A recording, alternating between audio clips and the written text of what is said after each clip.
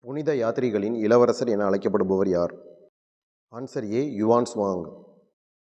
சியூக்கி நூல் யாருடைய சமூக பொருளாதார பண்பாட்டு நிலைகளை பற்றி விவரிக்கிறது? Answer B. ஹர்ஷர். ஐக்கோல் கல்வெட்டு யாருடைய வெற்றியை பற்றி கூறுகிறது? Answer C. இரண்டாம் புலிகேசி. ஐக்கோல் கல்வெட்டு எந்த மொழியில் உள்ளது? Answer D. சமஸ்கிருதம். இதன் ஆசிரியர் ரவி கீர்த்தி ஆவார்.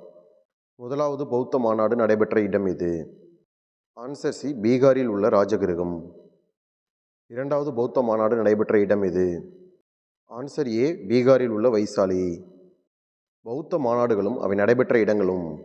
முதலாவது பௌத்த மாநாடு நடைபெற்ற இடம் ராஜகிருகம். இரண்டாவது பௌத்த மாநாடு நடைபெற்ற இடம் வைசாலி. மூன்றாவது பௌத்த மாநாடு நடைபெற்ற இடம் பாடாலிபுத்திரம். நான்காவது பௌத்த மாநாடு நடைபெற்ற இடம் Kashmir. Thank you. Subscribe my channel for more useful videos.